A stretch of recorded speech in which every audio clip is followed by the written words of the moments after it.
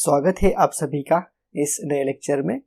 तो इस लेक्चर में हम प्रॉब्लम नंबर या फिर एग्जाम्पल 20 को स्टार्ट करेंगे। एक डिफरेंट टाइप का प्रॉब्लम है इसलिए मैंने ये लिया है। तो पिछले लेक्चर में हमने डी की वैल्यू निकाली थी, थिकनेस निकाली थी। तो इस प्रॉब्लम में हमें बी की वैल्यू निकालनी है, यानी कि विड्थ निकालनी है। तो चलो ये भी क्वेश्चन हम देख लेते हैं, ये भी प्रॉब्लम डिस्कस कर लेते हैं। तो all type of problem cover हो जाते हैं, एक भी बचा नहीं। मैंने क्या कहा, ऑल टाइप ऑफ प्रॉब्लम मैंने कवर किए हैं। तो चलो प्रॉब्लम एग्जांपल नंबर 20 भी हम डिस्कस कर लेते हैं। तो चलो शुरू करते हैं। A tie rod of rectangular section having 15 mm thickness. हमें एक रॉड दिया है तो उसकी थिकनेस कितनी है, 50 mm थिकनेस है उसकी। Is required to carry a maximum tensile load of 20 kN at an eccentricity of 10 mm along the plane bisecting the thickness। Means जो भी प्लेन थिकनेस को बाइसेक्ट करती है उस प्लेन पर हमें इसेंट्रिसिटी दी है।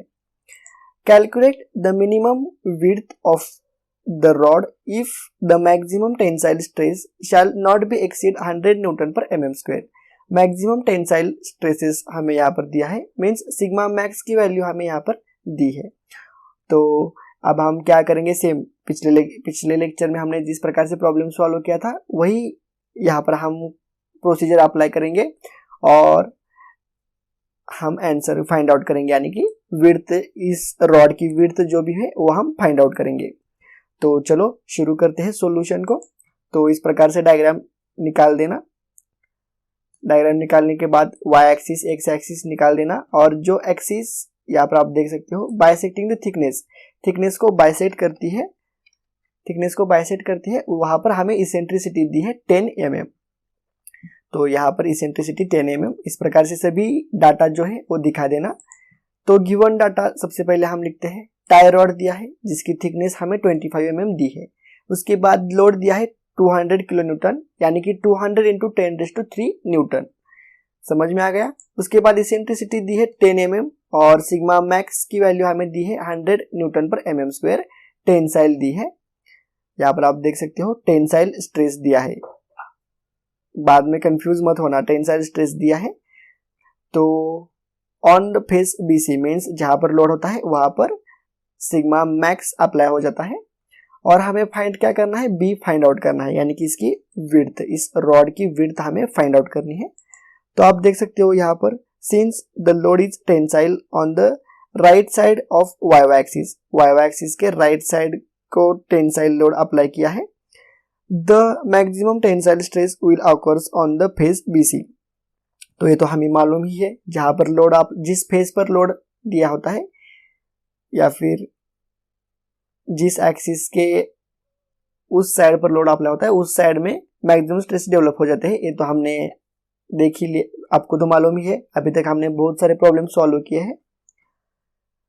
तो यहाँ पर let B the minimum width of rod, हम बी को minimum width of rod consider करते हैं और हम बी को निकालते हैं। If the load is eccentric about Y axis, load क्या है, इसेंट्रिक अबाउट वाई एक्सिस है, इसलिए हम सेक्शन मॉडुलस भी ZYY लेंगे। समझ में आ गया। लोड जिस एक्सिस को इसेंट्रिक होता है उसी एक्सिस का हम सेक्शन मॉडुलस लेते हैं। तो यहाँ पर हम सिग्मा मैक्स, हमें सिग्मा मैक्स की वैल्यू दी है, इसलिए हम सिग्मा मैक्स का फॉर्मूला यूज करके हम B निकालते हैं। तो सिग्मा मैक्स का फॉर्मूला होता है P/A + M/Z, sigma not plus sigma B। तो M मीन्स क्या होता है, P × E होता है, और Z means dB² / 6। Rectangular section का मोमेंट ऑफ इनर्शिया किस प्रकार से निकालते हैं ये हमने ऑलरेडी देखा है। तो यहाँ पर हम वैल्यू जो है पुटअप करते हैं। सिग्मा मैक्स की वैल्यू है 100 और यहाँ पर P/A मीन्स लोड कितना दिया है, 200 × 10⁻³ यहाँ पर है, देखो। और उसके बाद एरिया मीन्स क्या होता है, B × D। तो यहाँ पर हमें B मालूम नहीं है और D कितना है, 15 mm हमें D दिया है यहाँ पर, प्लस P × E, P कितना है 200 × 10⁻³ E कितना है, इसेंट्रिसिटी दी है हमें 10 mm, यहाँ पर भी हमने लिखी है 10 mm, और dB² / 6। अब यहाँ पर B², देखो वाई एक्सिस का हम सेक्शन मॉडुलस निकाल रहे हैं, तो y एक्सिस जिस भी साइड को डिवाइड करती है तो उस साइड का स्क्वायर हो जाता है। तो यहाँ पर db² डिवाइडेड बाय 6 यहाँ पर स्क्वायर हो चुका है क्योंकि हमने ये फॉर्मूला सिंप्लीफाई करके ध्यान में रखा है, इसलिए यहाँ पर स्क्वायर। और मोमेंट ऑफ इनर्शिया में क्या होता है, क्यूब होता है जिस भी साइड को डिवाइड करती है, तो कंफ्यूज मत हो जाना यहाँ पर। तो यहाँ पर आप देख सकते हो 15 इंटू b² डिवाइडेड बाय 6। तो अब हम क्या करेंगे, देखो यहाँ पर भी b है और यहाँ पर भी b है। तो सबसे पहले हम इसका कैलकुलेशन करते हैं। तो देख सकते हो आप यहाँ पर, तो इसका कैलकुलेशन करने के बाद आंसर आता है 1.3333 इंटू 10⁴ डिवाइडेड बाय b। और इस टर्म का कैलकुलेशन करने के बाद हमारे पास आंसर आता है 8 इंटू 10⁵ डिवाइडेड बाय b²। तो आप देख सकते हो यहाँ पर। तो उसके बाद आप देख सकते हो इन सभी का कैलकुलेशन करके हमारे पास टर्म आ जाती है 1.333 into 10⁴ into b plus 8 into 10⁵ divided by b²। तो उसके बाद हम इस b² को इस साइड लेते हैं, यहाँ पर डिवाइडेशन में है तो यहाँ पर मल्टीप्लिकेशन में चला जाएगा, तो 100 b² हो जाएगा minus A term as it is, यहाँ की टर्म यहाँ पर एज इट इज लिखी है। तो उसके बाद देखो यहाँ पर, तो यहाँ पर जो 100 है वो फिर से हम इस साइड का इस साइड पर लगा देते हैं। देखो यहाँ पर जो भी सबसे पहले हमने यहाँ पर क्या किया, देखो b² यहाँ पर निकाल दिया और उसके बाद ये वाली जो भी टर्म थी तो यहाँ प्लस में थी तो यहाँ पर इस साइड चली जाती है तो माइनस में, माइनस 1.33 इंटू 10⁴ इंटू b, ये प्लस में थी तो यहाँ पर माइनस में चली जाएगी, minus 8 into 10⁵ is equal to 0। उसके बाद हम इस 100 को यहाँ पर मल्टीप्लिकेशन में है तो 0 डिवाइडेड बाय 100 0 ही आ जाता है। तो यहाँ पर b² माइनस रिमेनिंग टर्म जो भी है वो एज इट इज यहाँ पर। और उसके बाद एक हमारे पास एक क्वाड्रेटिक इक्वेशन हो चुका और हमें इक्वेशन किस प्रकार से सॉल्व करते हैं वो बहुत अच्छी तरह से मालूम है। तो आफ्टर सॉल्विंग दिस इक्वेशन तो हमारे पास b की वैल्यू आ जाती है 178.23 mm। समझ में आ गई आपको। तो यहाँ पर हमने b की वैल्यू पूरी की पूरी निकाली है और उसी के साथ साथ ये प्रॉब्लम जो भी है वो सॉल्व हो चुका है पूरा का पूरा। समझ में आ गया आपको किस तरह से हमने सॉल्व किया प्रॉब्लम।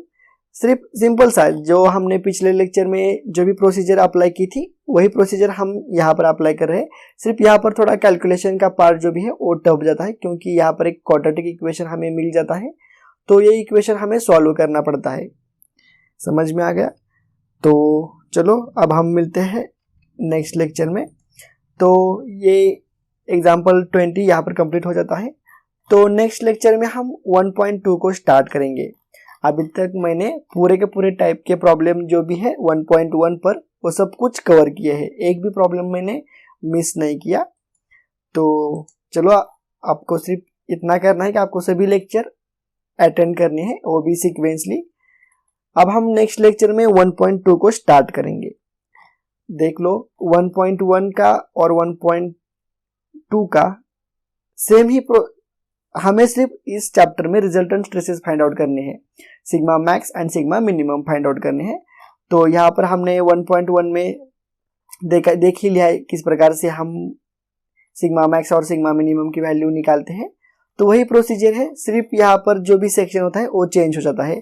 अभी तक हमने सेक्शन देखा, सर्कुलर कॉलम देखा था या फिर hollow circular column, rectangular column देखा था या फिर हॉलो रेक्टेंगुलर कॉलम देखा था, यही देखा था। अब हम 1.2 में नो टेंशन कंडीशन इसके ऊपर हम प्रॉब्लम देखेंगे या फिर मिडल थर्ड रूल, सेम 1.1 के ऊपर ही टोटल डिपेंड है 1.2। तो चलो अब हम नेक्स्ट लेक्चर में 1.2 को स्टार्ट करेंगे। अगर ये लेक्चर आपको अच्छा लगा है, ये प्रॉब्लम आपको अच्छा लगा है तो प्लीज़ लाइक करो, शेयर करो और चैनल को सब्सक्राइब भी करो।